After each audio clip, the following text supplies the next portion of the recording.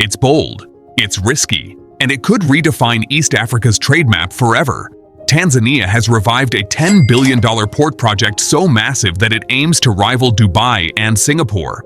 But after years of delays, politics, and power plays, can the Bagamoyo port finally deliver? Or is this another billion-dollar gamble? Chapter 1. The Dream That Refused to Die. For more than a decade, Bagamoyo has carried a promise, a dream that Tanzania could one day become the beating heart of East African trade. Think about a deep-water port capable of handling 20 million containers a year by 2045. That's not an upgrade. That's transformation on a continental scale. If completed, Bagamoyo would be 25 times larger than Dar es Salaam, Tanzania's main port today. But Bagamoyo isn't just about docks and cranes. It's about rewriting Africa's trade map, opening faster routes for 6 landlocked countries that rely on Tanzania's coastline. For years, goods have crawled through congested ports and endless truck lines. Bagamoyo was meant to end that, to become the new superhighway between Africa's interior and the world. And even after years of delays and cancellations, this dream refuses to die because the prize is too big to ignore. Chapter 2. The East African Port Wars. To understand Bagamoyo, you need to see the rivalry shaping East Africa's future, Kenya versus Tanzania. For decades, Kenya's Mombasa port dominated regional trade. Then came Lamu, Kenya's billion-dollar megaport. Tanzania answered with Bagamoyo. Both nations are fighting for the same customers: Rwanda, Burundi, Zambia, Uganda, Malawi, and Eastern Congo. Whoever wins this race becomes the logistics capital of East Africa.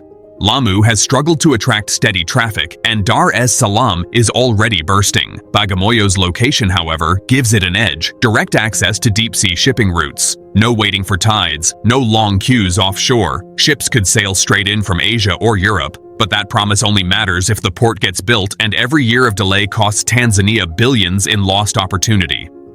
Chapter 3. China's return to the game.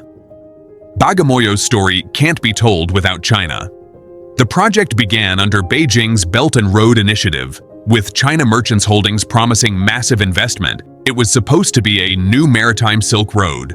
Then politics derailed everything. In 2019, President John Magufuli canceled the deal, calling the Chinese terms exploitative.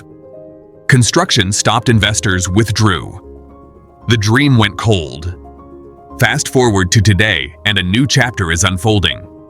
President Samia Suluhu Hassan has reopened talks, renegotiating, redesigning, and reviving the project under fairer terms. China is back at the table, and so are new players from the Middle East. For Beijing, it's a chance to re-establish influence in East Africa. For Tanzania, it's a chance to bring its most ambitious project back to life, finally.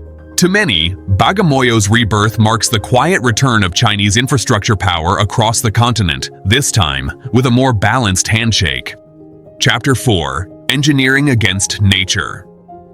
Bagamoyo's coastline is stunning: blue water, mangroves, and the wide curve of the Indian Ocean. But beneath that beauty lies one of Africa's toughest construction challenges. The site sits on the Wami River Delta, where shifting sediment constantly blocks the shoreline. To host massive cargo ships, engineers must dredge millions of cubic meters of silt, not once, but forever. The port must reach a depth of 15 meters, and to hold back the ocean's waves, builders need a 2.8-kilometer breakwater made of 7-ton concrete blocks. It's a colossal engineering test and a battle against nature. Every ton of material has to be shipped in, mixed, and placed with precision in unpredictable tides.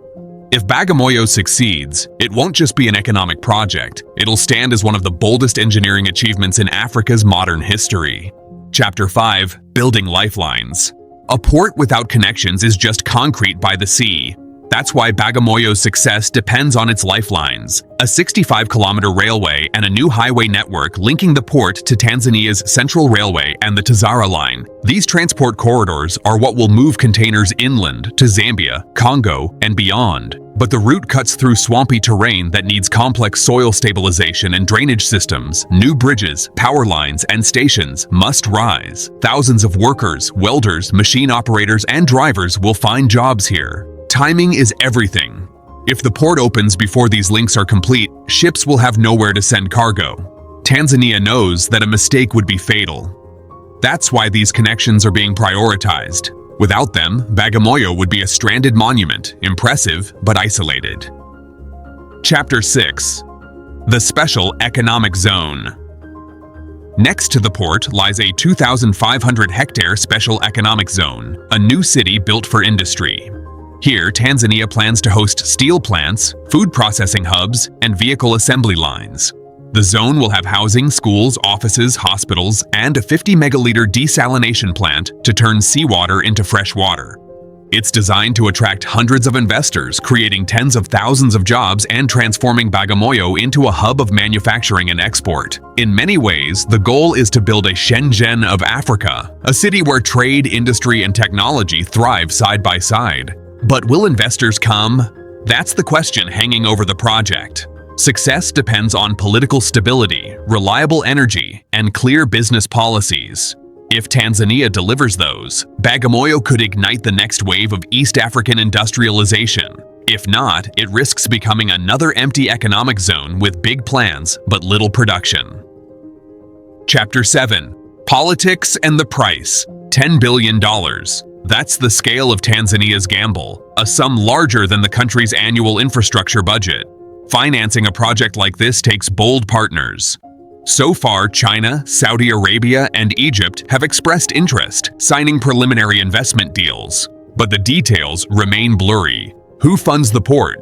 Who owns the land? Who reaps the profits?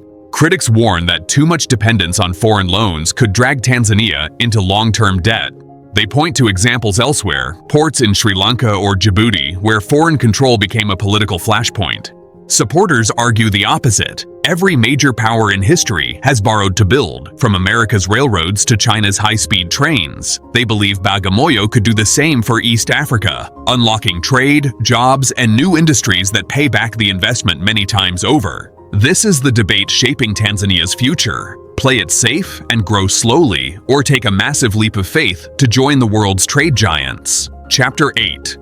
Gamble and the Future. As of 2025, Bagamoyo is in motion again. Land cleared, families compensated, and memoranda signed. But real construction?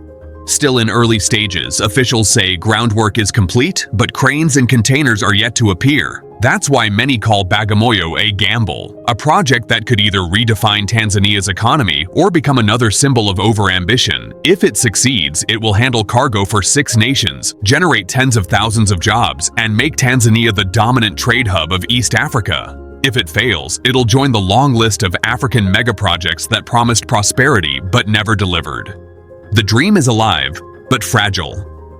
What happens next depends on 3 things: funding, leadership, and global trade trends. The world is shifting fast.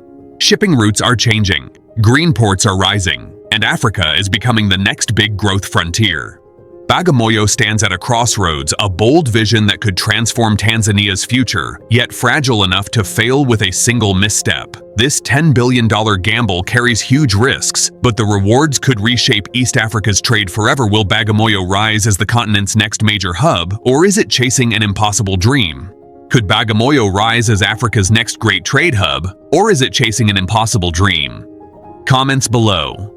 If you enjoy exploring Africa's biggest development stories, subscribe for more deep dives into the continent's rising projects. Thanks for watching.